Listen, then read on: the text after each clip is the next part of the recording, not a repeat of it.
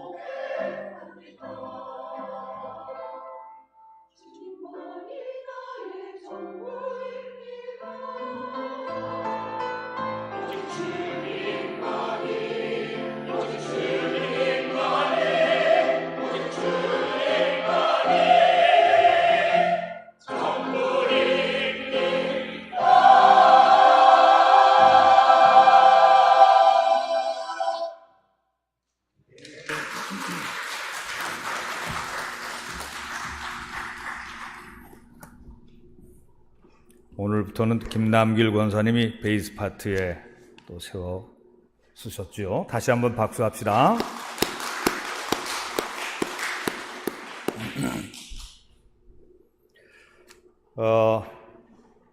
벌써 10월 마지막 주일이 됐습니다.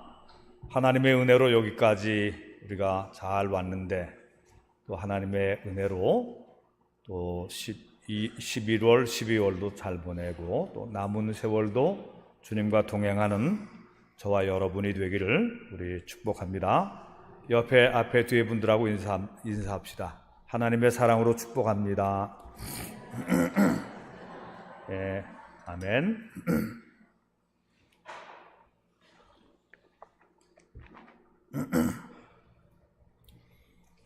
이 고린도 전서는 사도 바울이 고린도 교회 성도들에게 보낸 첫 번째 편지입니다. 고린도라고 하는 도시는 오늘날의 그리스의 수도인 아테네 근처에 위치한 항구 도시로서 경제적으로는 부유하지만 좀 문란하고 흥청거리는 도시였어요. 그래서 고린도 교회 안에도 여러 가지 문제들이 있었습니다. 사도 바울이 파악한 이 고린도 교회의 문제들이 몇 가지로 제가 이제 정리하면, 여기에는 파벌이 있었어요. 파벌. 나는 바울파다 그랬어요. 나는 게바파다. 이 베드로파라는 거죠. 나는 아볼로파다. 나는 거기에 속하지 않고 바울파도 베드로파도 아볼로파도 아닌 나는 그리스도파다. 그러면서 이런 파벌이 존재를 했던 것입니다. 또 은사를 자랑했는데 특별히 방언의 은사를 강조하면서 방언을 못하는 사람은 믿음도 없다 이렇게 말하면서 은사를 잘못되게 자랑하는 그런 풍조도 있었어요. 거기다가 우상 숭배와 혼합주의 신앙, 또 음란한 세상 풍속도가 교회 안에 또 스며들어와 있었습니다. 교회 안에서 음란한 생활을 회개하지 않고 살아가는 그런 사람들도 있었던 거예요. 또 당시에 위기가 되었던 그 영지주의 이단, 그런 것이 이 고린도 교회 안에도 퍼지기 시작했어요.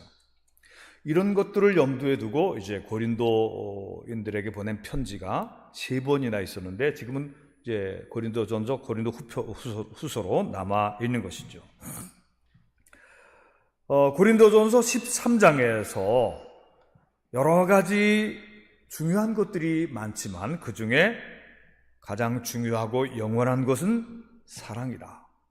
사랑이 제일이다. 그것을 강조하고 또 가르치고 계시는 것입니다. 오늘 고린도전서 13장을 한번 펴서 먼저 1절부터 3절까지를 합독해서 읽어보겠습니다. 고린도전서 13장 1절부터 3절까지. 시작. 내가 사람의 방언과 천사의 말을 할지라도 사랑이 없으면 소리나는 구리와 울리는 꽹과리가 되고, 내가 예언하는 능력이 있어 모든 비밀과 모든 지식을 알고 또 산을 넘길 만한 모든 믿음이 있을지라도 사랑이 없으면 내가 아무것도 아니요.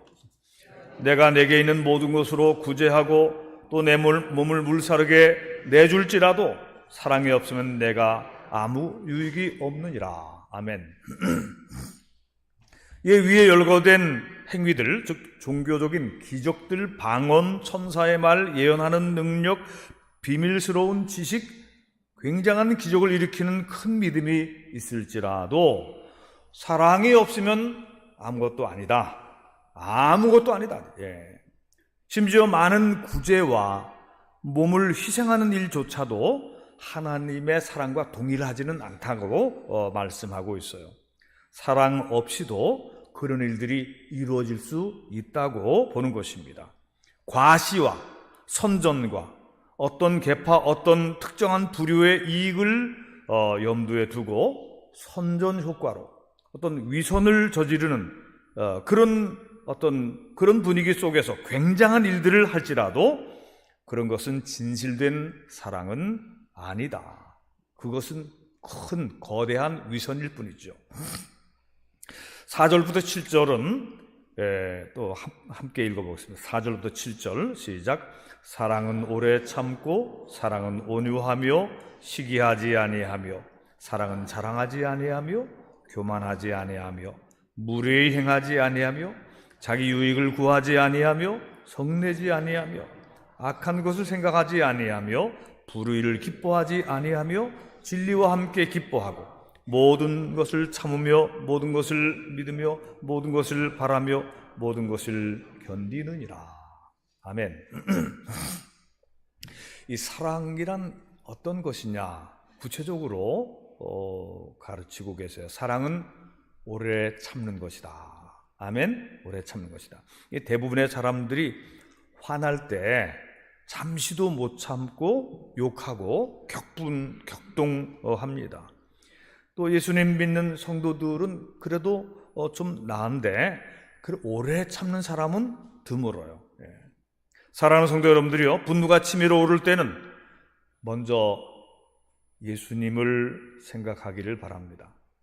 내 죄를 대신 지시고 십자가에 달려 고난을 받으신 대속의 주 예수 그리스도를 바라보고 예수님을 깊이 생각하면 그러면 주님께서 참는 마음을 주실 거예요.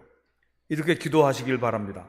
주님, 주 성령님, 내 마음에 오셔서 넓은 마음을 주시옵소서. 오래 참는 덕스러운 성품을 갖게 도와주시옵소서. 꼭 그런 기도를 해보세요. 그러면 오래 참게 될 것입니다. 사랑은 온유하고, 이 온유란 것은 나약함이 아닙니다. 겸손과 부드러운 마음으로 다투지 않고 평화를 만들어 가려는 그런 마음이 온유한 것입니다. 예수님은 산상설교의 8복의 가르침 중에서 마음이 온유한 사람은 복이 있나니 그들이 땅을 차지할 것이라 그랬어요. 길게 보면 온유한 사람의 영역은 점점 넓어집니다. 그러나 수시로 화를 내며 성질 부리는 사람은 설 자리가 없어지게 되는 것이에요. 그래서 우리가 그냥 언뜻 보아도 잘된 사람들은 행운이 막 겹쳐서 된 것보다도 사람이 온유한 사람인 것을 볼 수가 있어요. 화 잘 내고 막 성질 내는 사람들은 높은 자리에 또 중요한 자리에 있지 못합니다. 있다가도 금방 떨어지게 되는 것입니다. 하나님께서 여러분들에게 또 저에게 온유한 마음을 내려주시기를 기도합니다. 아멘. 사랑은 시기하지 않고, 이 시기심은 원죄와 연결되어 있어요. 하나님의 은혜로 죄 사함을 받은 사람들은 시기심에서 자유로워지게 되는 것입니다. 나와 경쟁하는 사람이 잘 되는 것을 기뻐하고 박수 쳐줄 수 있어야 되는데, 시기심이 생길 때 우리는 속으로 이렇게 기도를 하면 좋겠습니다. 하나님, 저도 저 사람처럼 잘 되게 해주세요. 저도 더 잘할 수 있는 지혜와 힘을 주시옵소서. 그리고 제가 성공할 때 그 모든 성공을 하나님의 영광을 위하여 사용하도록 그런 사람이 되게 해주시옵소서. 네, 이렇게 기도한다면 우리가 시기하는 것을 오히려 넘어서서 우리가 더 열심히 살고 또 우리의 성공을 하나님께 영광 올려드리는 그런 걸로 삼을 수 있는 이제 그런 성숙함에 이르게 되겠지요. 사랑은 자랑하지 아니하고 사랑은 자랑하지 않는다는 것입니다. 이제 어떻게 말하다 보면 이 자랑이 섞일 때가 있어요. 그렇게 되면 이 교만이 점점 더 이렇게 진행이 되는 것입니다. 그리고 또 다른 사람들을 시기하게 만들 수도 있고, 그리고 미움과 질투가 또 잡초처럼 옆에서 자라나게 되는 것입니다. 우리가 항상 살아갈 때 자랑하려면 예수님을 자랑하고 하나님을 찬양해야 할 것입니다. 아멘. 사랑은 교만하지 아니하고, 이 교만은 패망의 선봉이죠. 사랑의 마음은 겸손과 온유와 가까운 것이고 교만과는 먼 것입니다. 교만한 사람을 사랑이 있는 사람이라고 말하는 사람은 아무도 없을 것입니다. 겸손한 사람은 사랑의 사람이라고 말해도 좋을 것입니다. 사랑은 무례히 행치 아니하고 그랬어요. 사랑은 예절 바른 게 사랑이에요. 그게 지금 무슨 의미가 있나 생각을 해봐도 여기에 신비한 연결이 되어 있습니다. 여러분, 무례한 거는 조금 나쁜 게 아닙니다. 무례한 것은 아주 나쁜 겁니다. 예절을 배우는 건 매우 중요하고 또 마음의 예절이 또 중요한 거예요. 겉으로만 예절이는 것이 중요한 게 아니라 그 마음속에 예절이 잘 갖춰진 사람, 사랑은 무례하지 아니하다 그랬어요. 하나님께 예배를 드리지 않는 것이 이것이 무례한 것입니다. 여러분, 온갖 좋은 것을 다 하나님께로부터 받아서 누리면서 하나님께 감사하지도 않고 인생 살면서 불평과 원망만 늘어놓고 하나님께 감사와 예배를 드릴지 모르는 거, 이게 무례함이고 이게 무지한 것입니다. 여러분, 이 아름다운 가을철, 이 계절에 하나님께 우러러보면서 참 감사합니다. 이 아름다운 자연에서 우리가 좋은 것을 먹고 좋은 것을 입고 또 마시고 또 즐기면서 이렇게 살아갈 수 있는 것이 참 감사합니다. 그리고 예배도 드려야 되는 거예요. 추수감사절도 다가오지만 이런 것도 모르고 지나가는 것은 이게 무례한 거예요. 한마디로 무례하고 그리고 무지한 것입니다. 하나님께 감사하는 것이 이것이 참 아름다운 것이고 이것이 사랑이에요. 사랑은 자기 유익을 구하지 아니하고 그랬어요. 자기 유익을 구하지 않는다. 먼저 구하지 않는 것이죠. 어떤 사람이 이렇게 말하는 것을 우리 가끔씩 듣습니다. 남 좋은 일을 왜 해? 이렇게 얘기를 한단 말이죠. 남 좋은 일 시키지 마, 이런 얘기를 한단 말이에요. 그거 참 이상한 소리죠. 그러나 우리 하나님의 자녀들, 예수 그리스도의 제자들은 자기 유익을 먼저 생각하지 않고 다른 사람의 유익을 항상 먼저 배려를 하는 사람들이에요. 예수님이 그렇게 가르쳤기 때문입니다. 내 이웃을 내 몸과 같이 사랑하라 그랬어요. 그리고 다른 사람의 행복을 위해서 자신이 희생하는, 너희가 대접을 받고자 하는 대로 너희도 남을 대접하라. 이런 삶이 예수님의 제자들의 삶인 것입니다. 우리는 이렇게 배웠어요. 그죠? 사랑은 성내지 아니하며, 오래 참는다는 말과 연결되어 있죠. 자주 화내지 않는 것, 화나도 잘 참고 오래 참는 마음. 10번 화낼 거를 예수님 생각하고 3번만 화내는 거예요. 그러다가 3번도 또 잘 참아서 한 번 화내고 그 한 번도 잘 참아내면 그러면 성자가 되어가는 그런 과정에 있는 것이죠. 여러분도 그렇게 될 수 있습니다. 여러분도 10번 화낼 거 8번까지 참으시는 분들이죠. 그리고 그 2번만 더 잘 참으면 되는 겁니다. 예수님 생각하면서 사랑은 불의를 기뻐하지 않고 진리와 함께 기뻐한다. 사랑은 불의를 기뻐하지 않는단 말이죠. 불의한 걸 보면서도 모르는 채 그냥 귀찮으니까 또 위험하니까 성가시니까 모른 채 하고 피해가는 거, 그거는 사랑이 아니다. 무관심한 것 사랑 아니다 말이죠. 사랑은 불의를 눈 감아 주는 것이 아니다. 복수나 보복보다는 손으로 악을 이기고 사랑으로 미움을 이기는 것이지, 그런 것을 그냥 묵인하고 못 본 채 하고 넘어가는 것이 사랑이 아니다. 1960년대에 미국의 마틴 루터 킹 목사님이 흑인 그 인종차별이 아주 심했어요. 그때 인권 탄압을 하고 흑인들을 멸시하고 미워하는 인종차별주의자들과 싸우게 됐어요. 그 앞에 서서 싸우게 됐어요. 그런데 그때는 인종차별주의자들이 막 생명을 위협하고 막 집에 폭탄을 설치하고 때리고 돌 던지고 살해 위협을 하던 그런 때였는데, 그런데 이 마틴 루터 킹 목사님은 자기를 따르는 그 인권을 주장하는 그 사람들에게 미워하지 말자. 저들을 미워하지 말고 저들을 용서하고 기도하며 비폭력, 무저항, 평화주의로 나가자. 그래서 감옥에 잡히면 감옥에 들어가서도 기도하고, 때리면 맞고, 요즘 어떤 사람들이 하는 것처럼 쇠파이프 화염병 말이지 돌멩이 이런 걸로 대항하지 말고 절대로 악을 악으로 대하지 말고 기도하면서 비폭력 무저항으로 나가자. 그래서 많은 핍박을 받으면서도 노래하고 나갔어요. We shall overcome, we shall overcome, we shall overcome someday. 우리는 이기리라, 우리는 극복하리라. 그리고 손에 손을 잡고 어느 날 우리는 하나가 될 것이다. 노래하면서 평화롭게 행진을 했는데 결국 이 운동이 승리를 거둔 거예요. 미국에 법적으로는 흑인과 백인이 똑같은 그런 대우를 하도록, 차별하지 않도록, 핍박하지 않도록 이제 그런 법이 정해진 것입니다. 마틴 루터 킹 목사님은 어떤 그 인종차별주의자의 총에 이제 그 생명이 끊어졌죠.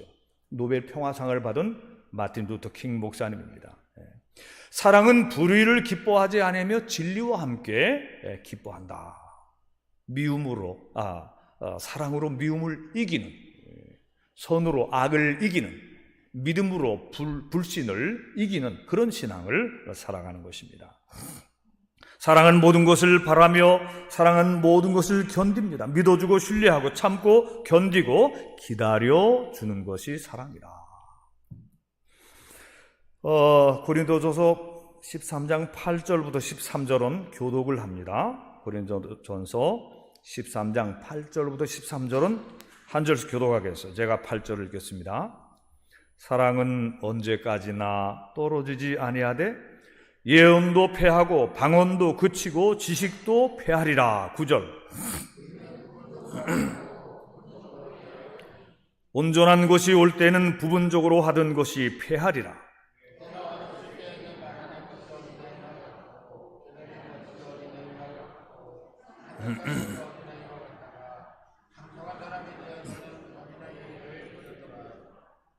우리가 지금은 거울로 보는 것 같이 희미하나 그때는 얼굴과 얼굴을 대하여 볼 것이요. 지금은 내가 부분적으로 아나 그때는 주께서 나를 아신 것 같이 내가 온전히 알리라. 그런즉 믿음, 소망, 사랑 이 세 가지는 항상 있을 것인데 그 중에 제일은 사랑이라. 아멘. 예언도 패하고 지식도 끝나고 다른 모든 것들이 부분적이고 불완전하고 미완성적인 것이지만 그러나 사랑은 성숙하고 완전하고 영원할 것이다. 이렇게 가르치고 계세요. 그래서 믿음, 소망, 사랑 이 세 가지는 항상 있을 것인데 그 중에 제일은 사랑이라. 아멘. 이 사랑의 하나님은 우리를 당신의 형상으로 창조하셨어요. 우리는 처음에 사랑의 하나님의 형상으로 창조된 그런 존재들이죠. 그런데 첫 번째 인간 아담과 하와가 타락함으로, 에덴에서 쫓겨남으로 인간에게 주어졌던 하나님의 형상이 일그러졌어요. 여러분, 일그러지면은 그 아름다운 모습이 흉악한 모습으로 이게 되는 것입니다.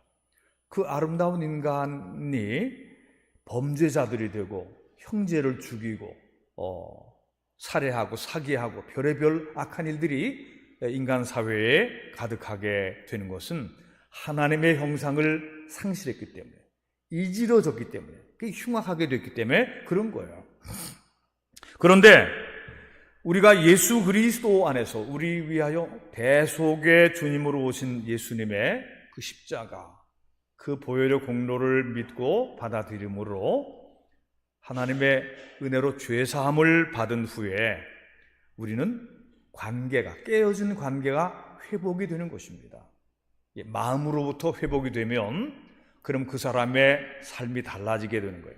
이 관계 회복, 하나님과의 관계 회복이 구원인 것입니다.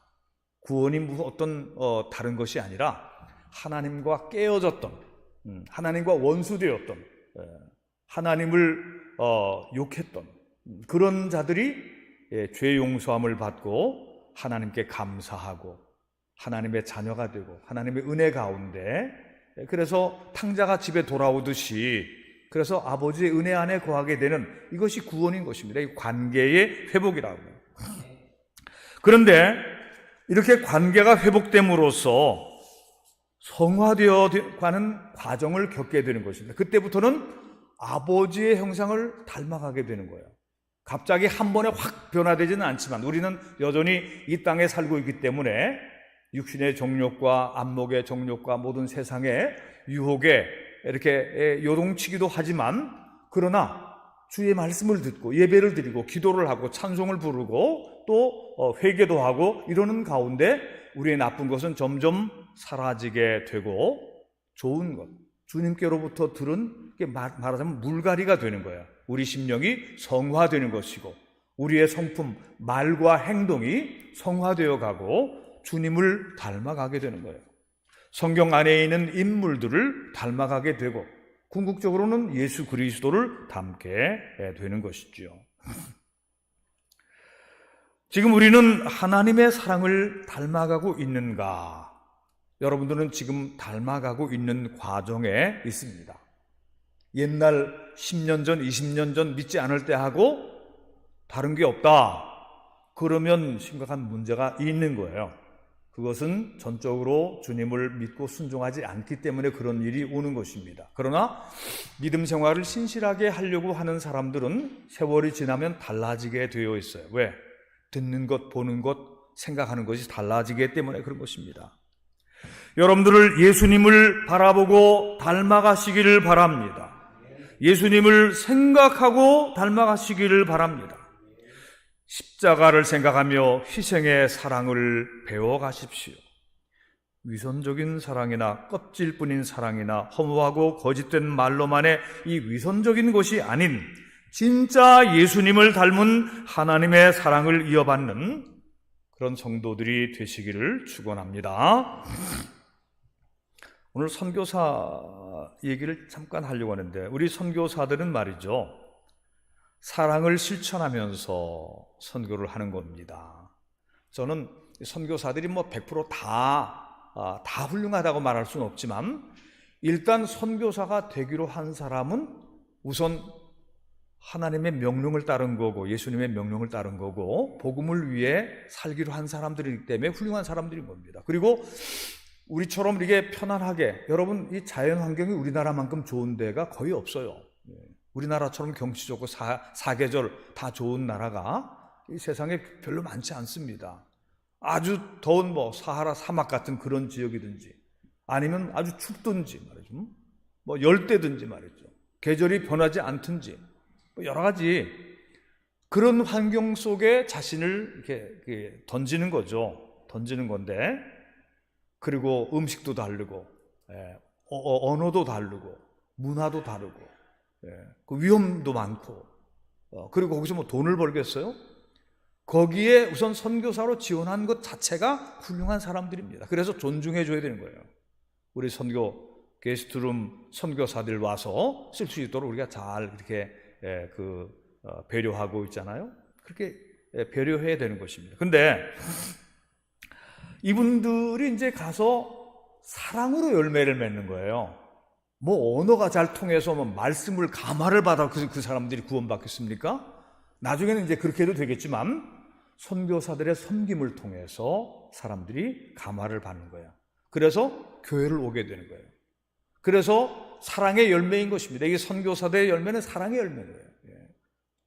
근데 이제 이런 그 사랑의 실천을 통해서 선교사들이 전도의 열매를 이제 맺게 되는데, 이제 오늘 제가 이 말씀을 준비하면서 우리 주위에 사랑의 고린도전서 13장하고 연결되는 그런 분이 없나 이렇게 생각을 하다가 한 사람을 딱 떠올리게 됐는데, 여러분도 좀 아시는 분이에요. 근데 그 중에 한 분이 이제 그 미아중앙교회 김정규 장로님이라고 서울연회에 속한 장로님인데, 미아중앙교회에서 열심히 선교, 물론 수십 년 선교 오신 분이죠. 그리고 담임 목사님도 잘 보필해 드리고, 이제 최근에 그 교회가 건축을 하게 됐어요. 왜 그렇게 하냐면 이제 그 미아리 그 현대백화점 그 뒤쪽에 재개발이 이루어진 것입니다. 한 6년, 7년여 전에 이제 시작된 건데, 다 집들이 나가고 다시 재정비되면서 교회도 그 안에 있다가 교회도 이제 대토를 받고 아래로 내려와서 이제 건축을 하도록 되어 있었던 것입니다. 자, 그러는 가운데 여러 해 동안 이제 교회 예배당 비우고 다른 좀 불편한 곳에서 예배를 드렸어요. 그리고 이제 그 예배당 이제 건축을 위한 시공 예배를 하고 이제 시작이 된 거예요. 시작이 됐는데 하다 보니까 예기치 않은 그 상황이 벌어진 겁니다. 그 교회당을 짓기 시작하는데 터를 파기 시작하는데 몇 미터 파 내려가다 보니까 예상치 않은 큰 안반이 나왔어요. 그냥 웬만한 돌들이 나오면 그냥 걷어내면 되는데 안반층이 그냥 나온 겁니다. 야, 뭐 그것도 할 수는 있죠. 그것도 뭐 이렇게 발파하고 드러내고 그러면 되는데 시간이 오래 걸리잖아요. 시간이 상당히 오래 걸렸습니다. 그러면 어떻게 되겠어요? 그러면 교회 짓는 과정이 길어지기 때문에 인건비가 많아지고 여러 가지 그 문제가 생겨나게 되는 것입니다. 그런데 거기다가 또 코로나 팬데믹 시대가 닥쳐온 거예요. 그럼 일꾼들도 구하기가 어려워지고 그 다음에 거기다가 이제 전쟁이 터진 거예요. 우크라이나를 침공한 러시아 전쟁이 터진 것입니다. 세계 경제가 휘청거리고 중국에 대해서 미국이 견제하고 또 중국이 또 뭐 수출 금지하고 이렇게 하다 보니까 여러 가지 문제들이 공사 자재비 인건비가 큰 폭으로 오르고 은행 융자금의 이자도 2배 이상이나 갚아가야 되면서 이런 악조건 속에서 이제 이 공사 기간이 굉장히 길어지게 되는 것입니다. 교회는 교회대로 재정적으로 여러 가지 면에서 압박을 받고 있는데 이 김정규 장로님은 건축 총괄 감독을 하면서 공사 현장 안에서 숙소를 만들고 밤에는 거기서 기도하면서 그 현장을 지켰어요. 뭐 집에 씻으러 가고 또 옷 갈아입고 가고 이제 밥도 먹고 오고 이제 그래야 되겠지만 완전히 교회를 위해서 그렇게 이제 살아왔습니다. 지난 그 6월 25일 날, 6월 마지막 주일 날 오후에 그 미아중앙교회 건축 봉헌 예배가 열렸어요. 저도 이제 거기에 참석하게 되고 우리 김영관 장로님 비롯해서 우리 교회 교인들도 여러분들 같이 갔어요. 그래서 이제 은혜로운 예배를 잘 드리고 그 예배 순서 끄트머리에 김정규 장로님이 건축 과정을 이렇게 말하면서 또 감사하는 인사를 하러 올라왔는데 이야기를 하다가 눈물이 막 겹쳐서 얘기를 잘 못하더라고요. 눈물이 글썽거리면서 말을 잘 이어가질 못하더라고요. 근데 이분은 항상 만나면 밝고 웃고 명랑하게 긍정적이고 이런 분이었어요. 이분이 화내거나 우울한 걸 한 번도 못 봤어요. 굉장히 어려운 상황인데도 불구하고 항상 밝게 긍정적으로 생각하는 분이었어요. 근데 그날은 눈물을 머금고 고난의 그 행군을 해왔던 그런 감회를 얘기를 하더라고요. 그 앉아있으면서 우리 그 갔던 분들도 많이 마음에 감격을 했어요. 그러면서 이제 다들 인사하고 이제 돌아오는 길에 원선교사가 문자를 보냈어요. 이게 뭐 저는 운전하는 중이니까 사모님이 그 문자를 이렇게 받았는데 김정규 이름으로 500만 원이 입금됐다는 얘기예요. 이게 무슨 말인가? 김정규 장로님인지. 근데 사실은 김정규 장로님이 재정적으로는 이렇게 그 부유한 분은 아니세요. 이분이 50만 원을 했다면 또 모르는데 그래 해도 우리하고 의논도 하고 이렇게 말씀도 하고 그럴 텐데 그런 것이 없이 500이 거기 들어갔다는 거야. 그래서 이제 운전하면서 전화를 한번 넣어봤어요. 장로님, 그동안 참 수고 많이 하셨고 아까 참 감동스러웠습니다. 그런데 혹시 인도에다가 500만 원을 장로님 보내셨나요? 그때는 보내셨다는 거예요. 근데 이게 무슨 상황이냐면은 그동안 하도 고생을 많이 하고 그때 김정규 장로님이 그 모든 일을 대표 총괄해서 수고를 많이 했기 때문에 목사님도 그리고 다른 장로님도 권사님들도 교회교원들도 다 교회 건축 봉헌할 때에 우리 이거 끝나고 난 다음에 김정규 장로님 4분 해외여행 한번 갔다 오시라고 교회에서 결의를 해서 500만 원을 드리기로 한 겁니다. 그런데 김정규 장로님은 아니 내가 왜 그 돈을 받아요? 내가 왜 그 교회 돈 갖고 내가 제 여행 못 가요? 저 안 받겠습니다. 재정도 빡빡하고 어려운데 안 받겠습니다. 안 받기로 한 거예요. 받으시라고. 근데 이제 봉헌 예배 드리는 당일날 아침에 언뜻 생각이, 내가 그거를 여행은 안 가더라도 인도에서 빈민 선교하고 있는, 고생하고 있는 원선교사한테 그걸 보내면 좋겠다. 그 아침에 주일날이니까 와서 재정부한테 나한테 주기로 한 거 그거 인도로 보내주세요. 그 계좌번호, 예전에도 그 몇 번 도와주신 적이 있거든요. 그 계좌번호를 아니까 그 계좌번호를 주고 이걸 인도로 보내주세요. 이제 그게 갔는지 안 갔는지 자기도 몰랐는데 우리가 그 얘기를 하니까 그게 갔군요. 그렇게 얘기를 하시더라고요. 그런데 말이죠. 인도에서는 원정아 선교사는 여러 가지 일을 하다가 지금 돈이 모자란 상황이에요. 그러면 이거 어떡하나? 이거 마이너스 500이 돼 있는데 이거 어떻게 채우지? 하나님 앞에 기도하고 있었다는 거예요. 근데 그 마이너스 500이 그날 딱 채워진 것입니다. 참 그 신기한 일들이 많이 일어나지만 이번에는 김정규 장로님이 그 많은 고생하고 눈물의 그 봉헌 예배를 드린 다음에 자기가 여행 가도록 주어진 돈을 제가 안 가겠습니다. 그랬다가 그쪽으로 연결시켰는데 그게 딱 또 맞아떨어진 그런 역사가 일어났던 거예요. 그래서 제가 보니까 이 김정규 장로님이야말로 오래 참고 온유하고 성내지 아니하고 자기 유익을 구하지 아니하고 자랑도 아니하고 하나님이 기뻐하시는 일에 열심을 다하는 사랑의 일꾼이라는 생각이 들었어요. 성경에 대입해 보니까 그게 다 맞아요.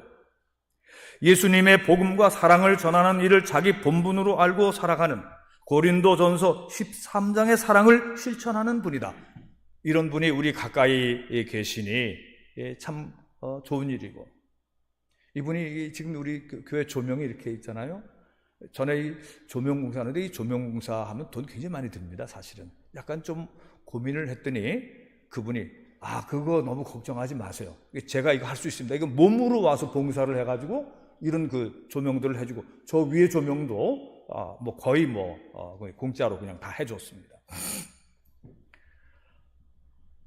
그런데 이제 제가 어쨌든 다른 교회 장로님들 얘기하다 보니까 우리 교회 장로님도 사랑의 장로님들인데 생각을 했어요.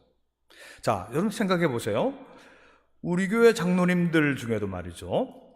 우리 교회 성전 이게 한꺼번에 지어진 게 아니거든요.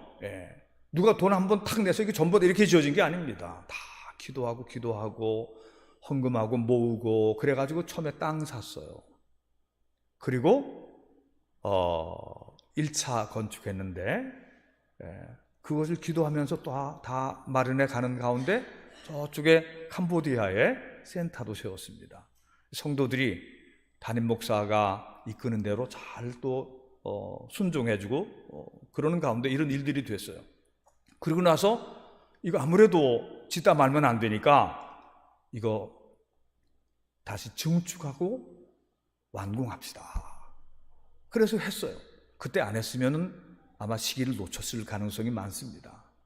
여러 가지 어려운 가운데 성도들이, 그중에서 장로님들이 헌신하고 또 헌신하고 또 헌신하고, 이번에 목사관을 봉헌하자고 하니까 없는 중에 또 하셨어요. 혹 어떤 사람은 참 목사님이 너무 교인들에게 부담을 많이 주신다, 그런 사람도 아마 없지 않은 것 같은데, 그래도 장로님들이 다 이렇게 하셨어요. 모범을 보면서. 근데 이제 모자라니까 융자를 좀 받아야 되는데 그것도 모자란다고 하니까 바꾸어 왔어요, 장로님들이. 얼마나 훌륭한 겁니까? 이건 이제 앞으로 두고 이건 이제 다 과정 속에 다 이제 완전히 다 갚아지는 때가 곧 오겠지만 오랫동안 기억이 될 겁니다. 옥토교의 이야기가 회자될 것입니다. 옥토교의 장로님들과 그리고 권사님들 중에서, 집사님들 중에서도 함께 동참해서 정말 아름다운 이야기를 만들어냈단 말이죠.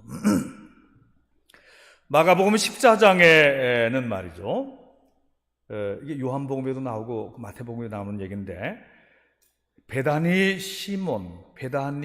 문둥병 환자 시몬의 집에서 예수님이 거기 식사하러 들어가셨을 때에 마리아라고 하는 여성이 예수님이 앉아 계신 곳에 자기의 가장 소중한 향유 옥합, 나드 향유라고 하는 가장 비싼 그 향유 옥합을 가지고 와서 예수님의 머리에 그걸 다 부어드려요. 향기가 확 퍼집니다. 그런데 예수님의 제자들 중에서 여러 사람들이 불만을 공식적으로 표명합니다. 아니, 저게 얼만데 300데나리온이나 할 텐데. 한 데나리온은 건강한 남성의 하루 품삯이에요. 요즘 하루 품삯 20만 원 이상 가더라고요, 보니까. 300데나리온. 그것을 팔아가지고 가난한 사람들 도와주면 좋을 텐데 이게 뭐 이렇게 허비를 하면 되겠습니까? 예수님에게 행하는 그 마리아의 행위에 대해서 불평들, 뭐 이유가 있는 불평이죠. 그런데 예수님은 의외로 제자들을 조용히 시키셨어요. 이 여인의 마음을 괴롭히지 말아라. 이 여인은 나의 장례를 위하여 미리 준비하는 것이다. 그리고 앞으로 복음이 전파되는 곳마다 이 여인의 행한 일도 함께 전파될 것이다. 사랑하는 성도 여러분들이요, 이 교회의 성도들 중에서 적지 않은 분들이 좀 오해를 하는 분들이 있어요. 헌금은 구제와 가난한 사람들을 돕는 데 쓰여져야만 그게 헌금인 줄 아는 것 같아요. 그러니까 이 헌금은 구제와 사랑을 실천하는데 여기만 쓰여져야 헌금이 제대로 쓰여진다고 생각하고, 교회 유지를 위해 하는 거라든가 건축을 하는 거라든가 목상하는 봉헌하는 데 쓰는 것은 이것은 이상한 낭비라고 생각하는 그런 사람들이 있어요.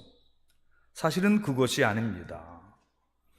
우리는 선교사를 향해서 이렇게 선교비를 보내서 그들이 구제도 하고 그들이 많은 사랑을 베풀도록 그런 일도 꾸준히 하지만 건축도 하고요, 목사관 봉헌도 하고 그런 것입니다.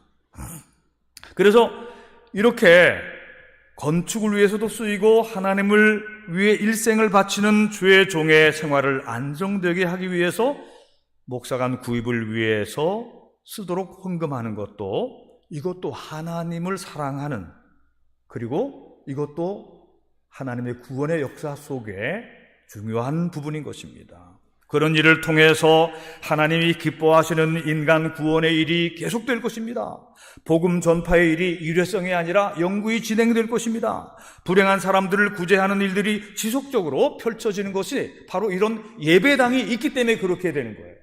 목사관이 있기 때문에 그런 일이 가능한 거예요. 선교사들이 생활할 수 있는 선교사의 생활관이 있기 때문에 그런 것이 필요한 것이에요. 다 흩어 구제해주고 말면 그 일회성으로 끝나고 마는 것이죠. 그래서 교회는 예수님의 몸이고 건물도 예수님의 몸인 것입니다. 사랑하는 성도 여러분들이요, 우리 모두 자기의 유익만을 구하지 않고 자기의 유익만을 구하는 사람들을 이기주의자라고 그런 거예요. 예수님이 이기주의가 아니었기 때문에 우리는, 성도들은 이기주의가 아닌 것입니다. 여러분들도 그렇고 저도 그렇고 우리는 이기주의의 삶을 사는 사람들이 아니에요. 그래서 무례히 행치 아니하고 예배를 드리는 사람은 예절을 지키는 사람이에요. 말에도 예절을 지켜야 됩니다. 말을 함부로 하는 사람을 훌륭한 사람이라고 말하면 안 됩니다, 여러분. 말을 아름답게 하고 착하게 하고 말을 예쁘게 해야 되는 거예요. 말을 은혜롭게 해야 되는 것입니다, 여러분. 그리고 온유하고 오래 참는 사랑의 성도들이 되도록 기도하며 나아가십시다. 자신이 가장 아끼는 옥합을 깨트려 예수님을 사랑한 마리아 같은 삶, 그 옥합을 언제까지나 안 쓰고 두면은 그냥 그걸로 있겠죠. 누군가를 위해서 써야 되는 거예요. 무엇인가를 위해서 그것은 깨트려 써야 되는 것입니다. 여러분의 가장 귀중한 옥합이 무엇입니까? 이건 귀중한 것이니까, 이건 내 재산이니까, 내 죽을 때까지 안 쓰고 남겨둘 거야. 그것이 지혜로운 생각은 아니지요. 주님을 위하여 써야지 향기가 나는 것입니다. 여러분의 옥합은 무엇입니까? 하나님을 위하여, 하나님의 영광을 위하여, 나를 위해 죽으시고 부활하신 예수 그리스도를 위하여, 사랑을 실천하기 위하여 옥합을 깨트리는 마리아, 그것은 복음과 함께 널리 그리고 잊혀지지 않는 그런 이야기가 전설이 되는 것입니다. 하나님이 사랑의 하나님이시므로 우리는 하나님의 은혜 안에서 사랑을 배우고 사랑을 실천해 나가서 이웃고는 하나님을 닮은, 사랑의 하나님을 닮은 성숙하고 아름다운 성도들. 이제 앞으로 시간이 지나면 우리 교회 장로님이나 권사님들 중에서 설교에, 다른 교회 설교의 예화로 들려지는 그런 분들도 있을 겁니다. 그렇게 되기를 주님의 이름으로 축원합니다. 기도하십시다.